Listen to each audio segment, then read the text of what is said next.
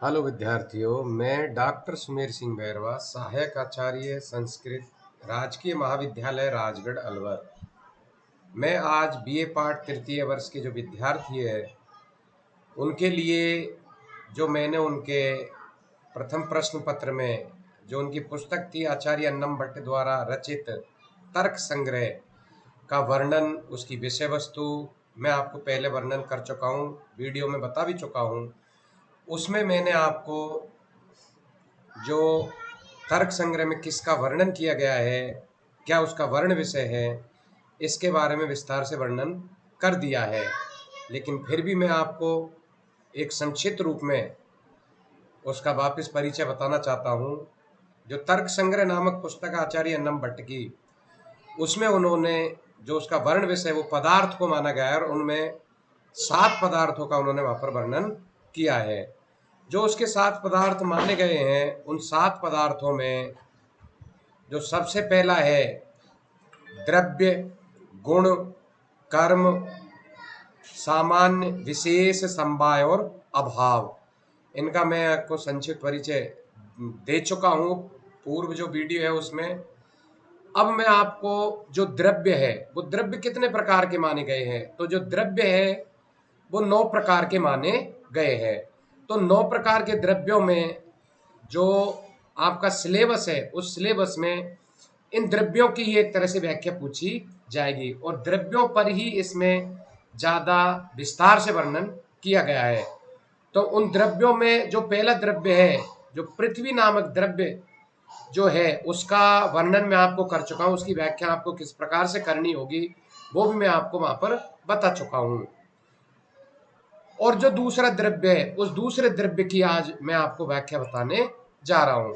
तो देखिए, जो पहला तर्क संग्रह का जो द्रव्य है, जो 7 पदार्थ माने गए थे उसमें जो पहला पदार्थ माना गया है द्रव्य, तो उस द्रव्य से तात्पर्य माना गया है कि जो ये द्रव्य है, द्रव्य किसे कहते हैं। पहली बात तो ये जो द्रव्य है वो 7 प्रकार के जो पदार्थ माने गए हैं, उन द्रव्य के 9 भेद किए गए, जिसमें से पहला द्रव्य जो माना गया है पृथ्वी।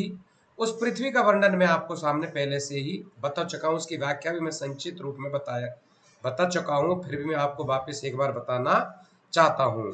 देखिए कि जो पृथ्वी नामक द्रव्य है, पृथ्वी कहते किसे, इसकी जो आपसे व्याख्या पूछी जाएगी वो इसी प्रकार से पूछी जाएगी कि उसका संस्कृत में एक तरह से एक पैराग्राफ आपको दिया जाएगा, उसका अनुवाद करना ही एक तरह से उसकी व्याख्या मानी जाएगी।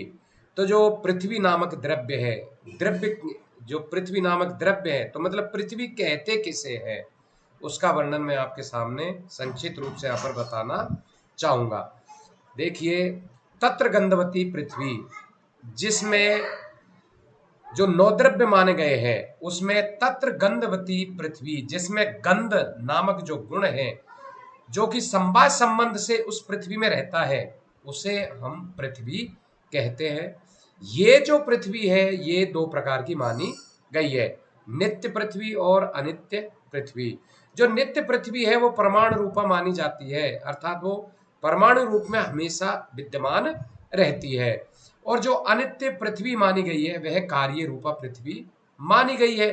और जो अनित्य कार्य रूपा पृथ्वी है उस पृथ्वी के भी पुनः पुनस्त्रिविधा, अर्थात उसके भी 3 भेद किए गए हैं। कौन से? शरीर, इंद्रिय और विषय भेदात, अर्थात एक इसका शरीर, दूसरा इंद्रिय और तीसरा विषय भेदात। जो विषय है वो इसके 3 भेद माने गए हैं। शरीरम अस्मदानी नाम, इंद्रिय गंध ग्राहकम ग्रहणा साग्रवती और विषय मृत पाषाण आदि। तो जो इस पृथ्वी का शरीर है वो शरीर क्या माना जाता है? पृथ्वी का जो शरीर है उसको अपन, जो पृथ्वी का शरीर है उस शरीर को जो कि प्राणियों में विद्यमान रहता है, जो पार्थिव शरीर माना गया है। और इस पृथ्वी का जो इंद्रिय है, जो इंद्रिय इसकी मानी गई है वो मानी गई है गंध, जिसको ग्रहण किया जाता है, अर्थात नासिका के अग्रभाग से जिसको ग्रहण किया जाता है। और इसके जो विषय है वो विषय मिट्टी, पाषाण आदि इसके पत्थर आदि इसके विषय माने गए हैं। तो इसका विस्तार से वर्णन मैं आपको पूर्व जो वीडियो था उसमें मैं कर चुका हूं। आज मैं जो आपको वर्णन करने जा रहा हूं, जो द्वितीय द्रव्य है जल, उसकी व्याख्या मैं आपके सामने आज प्रस्तुत करने जा रहा हूं। तो देखिए, जो द्वितीय द्रव्य नामक जो जल, द्वितीय जो द्रव्य है जल, जल किसे कहते हैं, तो उसकी व्याख्या भी यहां पर मैं आपको बताने जा रहा हूं कि शीत स्पर्शवत्य आपः, अर्थात जिसका स्पर्श शीतल हो वह जल कहलाता है। अर्थात जल किसे कहते हैं, अर्थात जिसका स्पर्श ही क्या हो, शीतल हो, उसे अपन जल कहते हैं। ये जो जल है, ये जल भी दो प्रकार का माना गया है। ता द्विधा नित्या अनित्या। ता द्विधा नित्या, एक तो नित्य रूपा और दूसरा अनित्य रूपा, दो प्रकार का होता है। जो नित्य रूपी जल माना जाता है वो परमाणु रूपी, अर्थात वो परमाणु रूप में माना गया है, और जो अनित्य रूपी जल है उसे कार्य रूपा कहा जाता है। लेकिन जो अनित्य रूपी जल है उसके पुनस्त्रिविधा, उसके तीन भेद किए गए हैं। कौन कौन से, वो शरीर, इंद्रिय और विषय वेदात, अर्थात पहला शरीर, दूसरा इंद्रिय और तीसरा विषय। जो इस जल का नामक जो द्रव्य है, इसका शरीर किसे माना गया, अर्थात वर्णलोक जहां पर ये होता है उस इसका शरीर वर्णलोक को माना गया है। दूसरा जो इसका भेद है इंद्रिय, इंद्रिय किसे कहा गया, जल का, अर्थात जो रस ग्राहकम रसनम जीव्या ग्रहवर्ती, जिसका कि जीव के अग्र भाग से रस को ग्रहण किया जाता है, उसे हम इंद्रिय कहते हैं। और जो इसका तीसरा भेद माना गया है, वो तीसरा भेद है इसका नदी, जल, तालाब, समुद्र आदि इसके जो विषय माने गए हैं। तो इस प्रकार से जो ये अनित्य रूपी जल माना गया है, ये शरीर, इंद्रिय और विषय भेद के नाम से जाना जाता है, जो कि ये तीन प्रकार का होता है। इसका जो शरीर है वो क्या बताया गया है कि वर्णलोक में ये इसका शरीर माना गया है। और जो इंद्रिय है, जो कि अपन को आस्वाद या अनुभव कराने वाली जो जीव के अग्रभाग में विद्यमान रहता है, उसे हम इंद्रिय कहते हैं।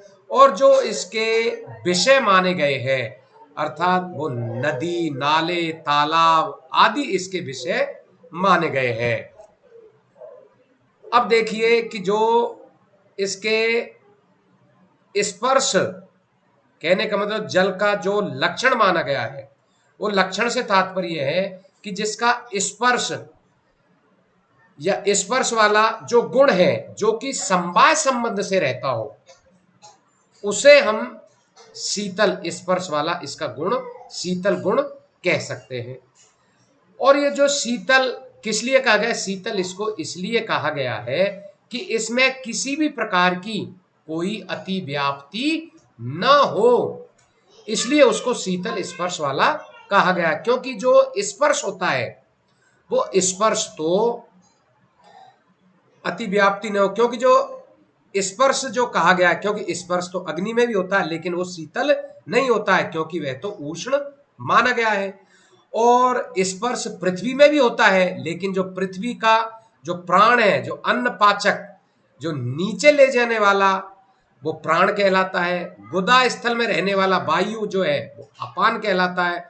और भुक्त अन्न आदि को या पचाने वाले के लिए जो जठराग्नि, जो अपने पेट में जठराग्नि उद्दीप्त करता है, उसे हम भुक्तन्न, अर्थात उसे समान वायु के नाम से जाना जाता है। और जो हिचकी आदि या अन्न आदि को ऊपर ले जाने से कंठ आदि में जो आती है, उसे अपन उदान वायु के भी नाम से जानते हैं। तो समस्त शरीर में जो नाड़ी, मुख या रक्त में रहने वाला जो वायु है, वो बयान वायु कहलाता है। तो कहने का तात्पर्य मेरा ये है कि जो इसमें बताया गया है कि जो इसका गुण है, वो गुण शीतलता का गुण, वो सिर्फ जल में ही मिलता है, अन्न में नहीं मिलता है। क्योंकि स्पर्श तो आपको हर जगह मिल जाएगा, लेकिन जो शीतलता का गुण है वो किसी अन्न में नहीं मिल सकता।